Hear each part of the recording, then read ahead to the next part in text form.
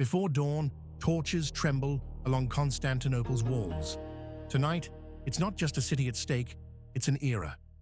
Inside the city, footsteps echo. Night watch. No one speaks. They listen, wind, water, and the distant camp. A wall is not only stone, it's hunger, sleeplessness, and thinning hope.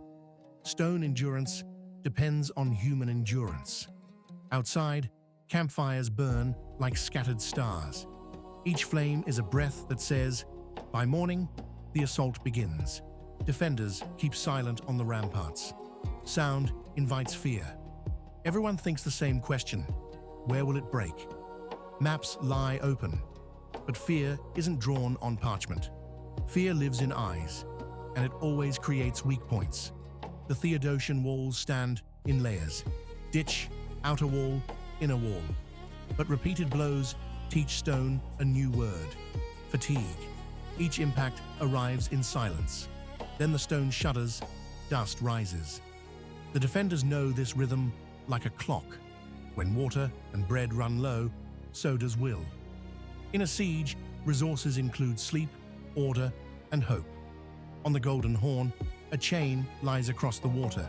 It says, "You cannot pass." History often answers, "Watch."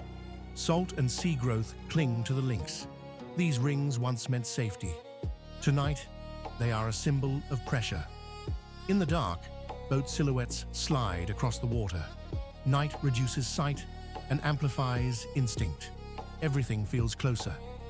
Inside the city, whispers multiply: prayers, plans, fear. A single rumor can outrun stone and fracture order. The assault is prepared in short commands. No speeches, everyone knows: ladders, ropes, stone, and no way back. Defenders prepare too: stones stacked, arrows sorted, oil heated. Every tool says the same thing. The wall still stands. A tired defender sits against the parapet. His face is hidden, but his shoulders speak. Nights have become longer. Near dawn, the fog thickens. Fog can feel like cover, but it also confuses who is where, who is moving. In the camp, drums rise. Sound spreads like a wave and announces one thing: waiting is over. The first wave moves forward. Faces are unseen, but every step has weight. The ground absorbs thousands of feet. Ladders slam onto stone. Wood against masonry is not silent.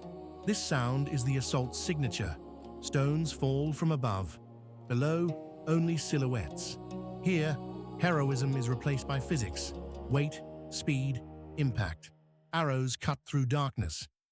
In smoke, their lines appear like marks on the night itself, each one saying, "Stop." At the base, boots slip, hands claw stone. The human body becomes a barricade.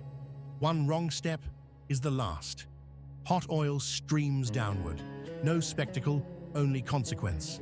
One side recoils, regroups, and returns again. Somewhere, stone cracks. Great collapses often begin like this: a quiet fracture, a small gap, a breath of dust. In the camp, lines form again. Fatigue is there, but so is decision. A siege is often a contest of patience. Inside the city, doors are barred, shutters sealed. People choose rooms over streets, because streets become a maze.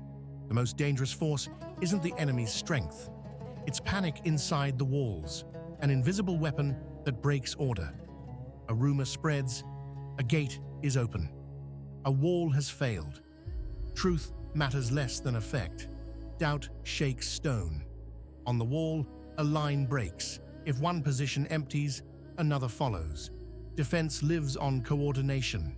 A helmet drops onto stone. It looks like a small detail, but sieges turn on small moments like this.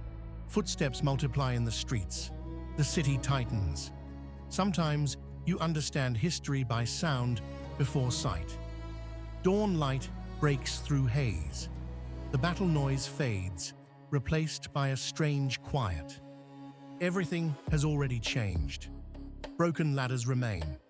Yesterday, they were tools. Today, they are evidence. History speaks, through what's left behind, market stalls stand shut. When a city's rhythm stops, everyone asks, is this temporary or the end? In one corner, a hand lifts another. No faces, just the gesture. A siege hardens people, but humanity remains. Look to the sea. Smoke spreads across the water. The harbor is no longer shelter. It's a witness.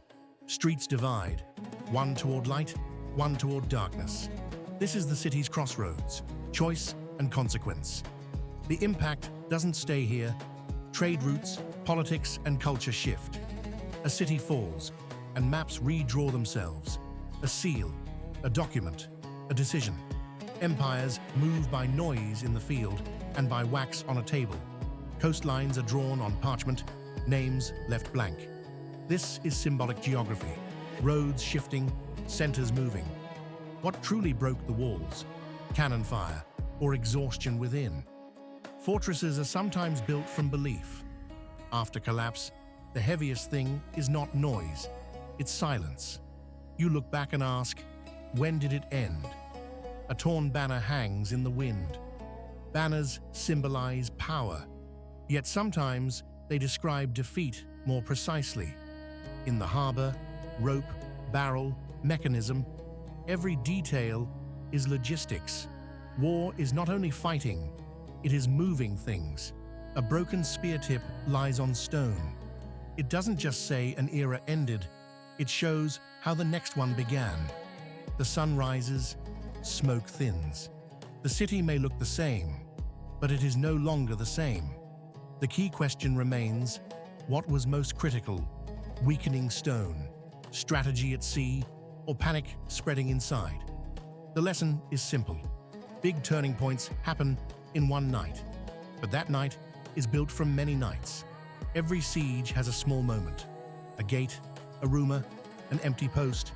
Then the small moment becomes history. Now you choose the next episode. Which decisive moment should we reconstruct next? What decision changed the world?